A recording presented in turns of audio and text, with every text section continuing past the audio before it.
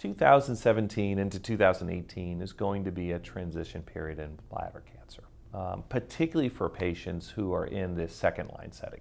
Still today, many of our patients are getting a platinum-based chemotherapy in either the neoadjuvant setting, adjuvant setting, or frontline setting. And so many patients are developing platinum refractory disease and are good candidates for IO therapy. Today, we actually have 5 IO therapies that are FDA approved for management of these platinum refractory patients. And these include pembrolizumab, atezolizumab, nivolumab, avelumab, and durvalumab. So how we use these agents and how we select these agents is a bit controversial. Several of these agents are based on an accelerated approval from single-arm phase 2 data. It's still very good data. It's still very reproducible data, and it's very exciting to see how these agents may add to this armamentarium.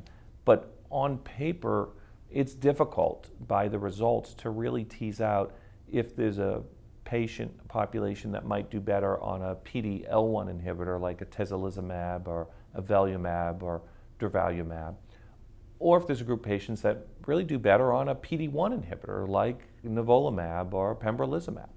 So that's one differentiating factor. Another differentiating factor is schedule. Many of these are on an every 2-week schedule.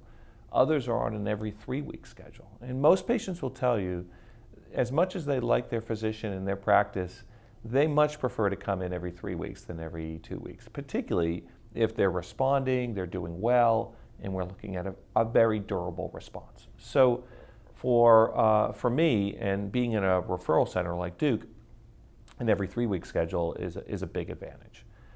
But there are situations where seeing patients on a more regular basis, treating them more frequently, might have its advantages in the community in particular. So I can imagine where every 2-week schedules might have some advantages for some folks.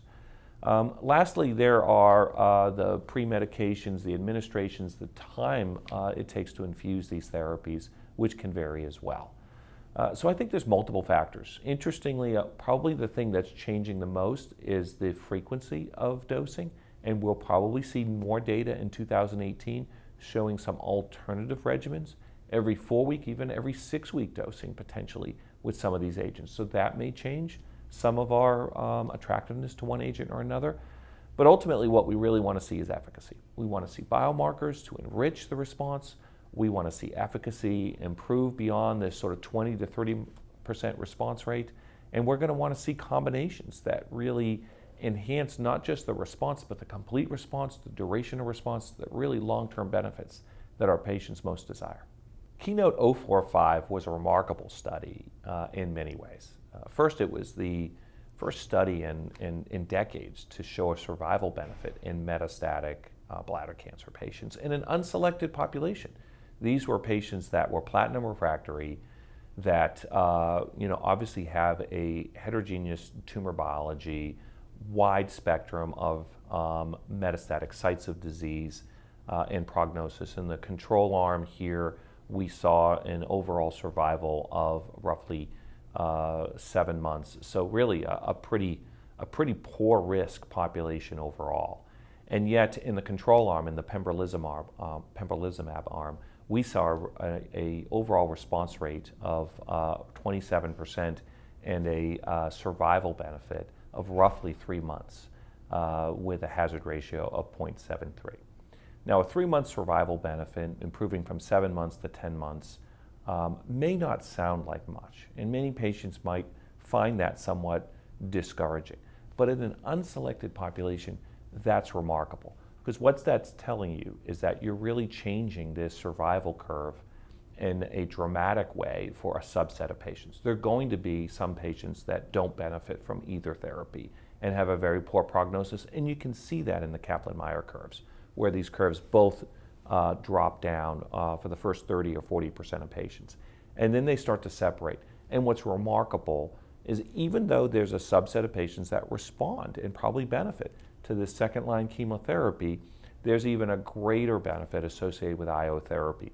And we see that driving the overall separation and hazard ratio here. It's the bottom 2/3 population that really benefit the most. And that to me is exciting. Of course, we'd love to help all the patients, but we recognize there are some in this population that are probably too late, too sick to really help. But what's remarkable is the durability of this response in probably that bottom 30–40% of patients. They're not only responding to therapy, that curve is extending out. So we've pushed out the median, but we've pushed out the bottom half of that curve even further.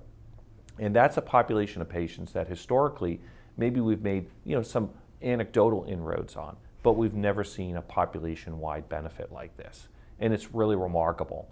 And it gives us a tremendous base to build off of because the pembrolizumab was well tolerated.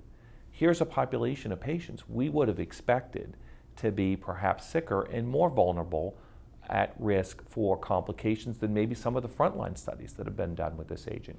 And yet we saw really a very low rate of grade 3 toxicities. We saw a 10% rate of dropout for toxicity. The vast majority of patients were able to tolerate this therapy and tolerate it well for a long period of time to see that really extended survival benefit. So to me, that's a really remarkable feat in a population as sick, as diverse, as genetically complicated as platinum refractory chemotherapy, platinum refractory bladder cancer is.